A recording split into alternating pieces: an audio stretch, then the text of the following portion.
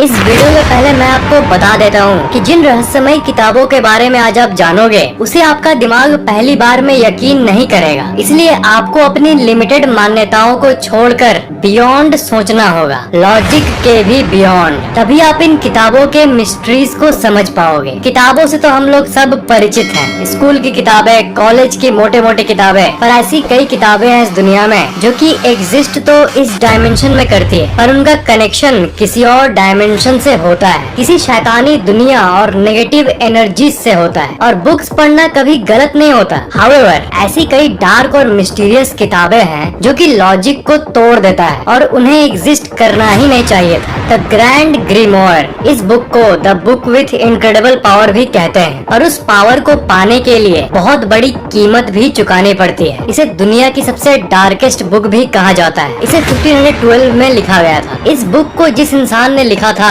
लोगों का मानना है कि वो डेविल यानी शैतान के कब्जे में था। और ये बुक इतना डेंजरस है कि रस्मों रिवाज को करके इस बुक को वेटिकन सिटी के एक बिल्डिंग में एक सीक्रेट वॉल्ट में लॉक करके रखा गया है। आपको तो पता ही होगा कि एनाबेला डॉल जो कि मूवी में ऐसी दिखती है पर रियल लाइफ में ऐसी, उस रियल लाइफ के डॉल को आज भी एक रूम के अंदर रखा गया है। तो इस बुक का भी कुछ ऐसा ही हाल है। शैतान और डेमन को कैसे कांटेक्ट करे, ऐसी ऐसी चीजें इस किताब में लिखी गई है। और ये भी माना गया है कि अगर कोई इस किताब को पूरा पढ़ ले तो इसका मतलब आपको अपना सोल यानी अपने आत्मा को डेविल को बेचना होगा। और यही वो मेन कारण है कि इसे वॉल्ट में बंद करने की नौबत आ गई है। द बुक ऑफ एब्रामेलिन, ये 15वीं सदी का एक किताब है जिसे 1900s में इंग्लिश लैंग्वेज में ट्रांसलेट किया गया और तब से इसे श्रापित माना जाता है। इस किताब को अब्राहम नाम का व्यक्ति लिखा था। अब्राहम इजिप्ट गया था और वहाँ एक जादूगर, एक मैजिशियन मिला इसे और उसने इसे कई सीक्रेट मेथड्स ऑफ मैजिक बताया, इस दुनिया के बियॉन्ड के शैतानी शक्तियों के बारे में बताया। तो अब्राहम उन सारी नेगेटिव ज्ञान को,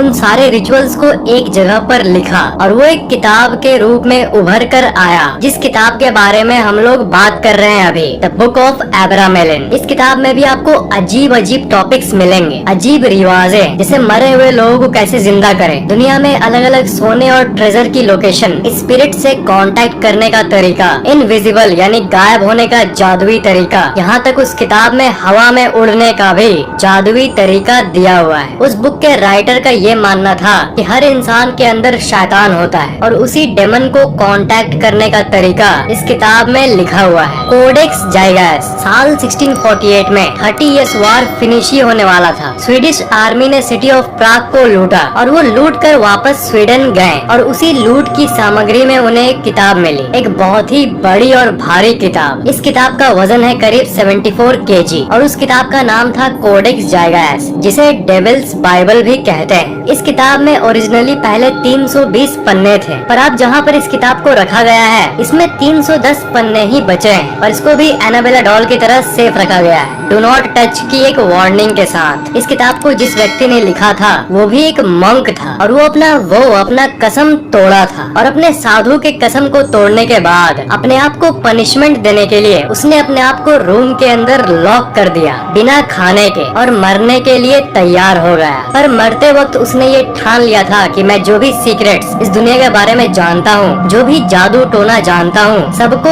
एक जगह पर लिखूंगा। फाइनल नाइट यानी उसके जिंदगी की आखिरी रात में भी वो बुक को कंप्लीट नहीं किया था, इसलिए उसने डेविल को बुलाया बुक को कंप्लीट करने के लिए। डेविल को उसने कहा कि मेरी आत्मा ले लो और इस बुक को कंप्लीट कर दो। और करोड़ों लोगों का ये मानना है कि उस बुक को कंप्लीट वो डेविल खुद किया था और वही वो आखिरी 10 पेजेस थे जो कि डेविल के हाथों से खुद लिखा गया था। पर बाद में जाकर हुआ ये कि डेविल के हाथों से लिखी गई 10 पेजेस को किसी ने रिमूव करके चुरा लिया और वो सीक्रेट नॉलेज किसके पास है और वो उसका सही इस्तेमाल या गलत इस्तेमाल कर रहा है, ये बात किसी को नहीं पता। अभी रियल टाइम में भी कहीं न कहीं वो 10 पेजेस किसी न किसी के पास है, पर किसके पास है नो वन नोज।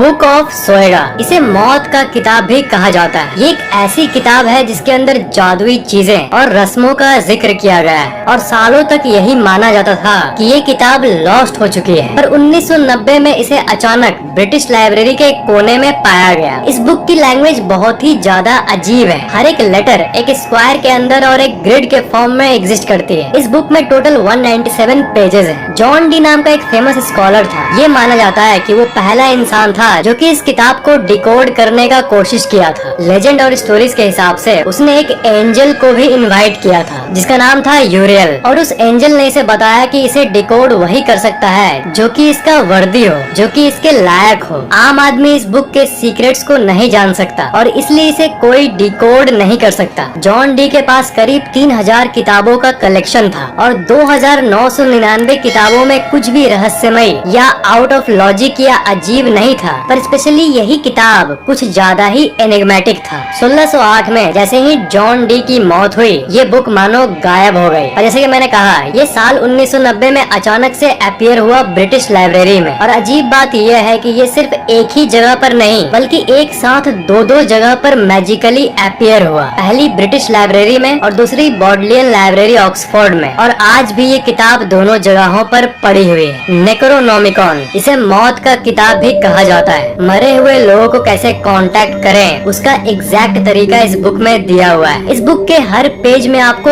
अजीब अजीब क्रिएचर्स दिखेंगे। ये नेक्रोनोमिकन किताब Friday the 13th series, Evil Dead series, ऐसे हॉरर सीरीज में भी अपीयर हो चुका है। मैसेच्यूसेट्स के मिस्काटोनिक यूनिवर्सिटी में आज भी इस किताब को रखा गया है। ओरिजिनल कॉपी को यहाँ पर लॉक करके रखा गया है। इसे most haunted book of all time भी कहा जाता है। ग्रीमोयर को मैजिक का किताब भी बोला जाता है। इस किताब में काला जादू और अलग अलग मैजिक्स का जिक्र किया गया है। जो लोग जादू टोना पर यकीन भी नहीं करते थे, कई लोग इस किताब को पढ़ने के बाद जादू टोना को ही अपनी जिंदगी का मकसद बना लिए हैं। इस बुक का लैंग्वेज अननोन नहीं है और इसे डिकोड किया जा चुका है, पर जो इसे पढ़ता है उसका दिमाग बुरी तरह से ब्रेन वॉश हो जाता है। द ऑर्फन्स स्टोरी एक ऐसी किताब है जिसे ईयरली 1600s में लिखा गया था। ये एक मॉन्क यानी एक साधु के हाथों से लिखा गया था। इस बुक को भी डिकोड और ट्रांसलेट किया गया है, पर सबसे स्कैरी बात यह है कि इस बुक को श्रापित माना जाता है। इस बुक में एक जवान लड़के का कहानी है जो कि 14 साल में ही अपना होम टाउन छोड़कर स्पेन के एम्पायर वाले रीजन में चला जाता है, लाइफ में फॉर्च्यून, लक और लाइफ में आगे बढ़ने के लिए। और स्पेन जाने की जो जर्नी होती है उसकी कहानी होती है इस किताब में। कैसे समुद्र में वो पायरेट से लड़ता है, उसका कई जगह रोमांटिक इनकाउंटर होता है और कई स्किल्स को सीख कर वो एक सोल्जर बन जाता है, फिर बाद में जाकर वो एक मॉन्क बन जाता है। सबसे अजीब बात यह है कि इस किताब को 1600 में लिखा गया था, पर इसे लगभग 400 साल बाद 2018 में ही पब्लिश किया गया, जनता के सामने लाया गया। इस किताब की कहानी एक नॉर्मल किताब की ही तरह है, पर फिर भी लोग इसे कर्स्ड मानते हैं क्योंकि 2018 के पहले जो भी व्यक्ति इस बुक को ट्रांसलेट करने की और पब्लिश करने की कोशिश करता था वो किसी न किसी एक्सीडेंट या किसी कारण से मर जाता था। न जाने कितनी बार इस बुक को पब्लिक के सामने लाने की कोशिश की गई है, पर हर बार इस बुक को पब्लिश करने वाले व्यक्ति के साथ कुछ न कुछ हो जाता। पर जिन लोगों ने 2018 में इस बुक को पब्लिश किया,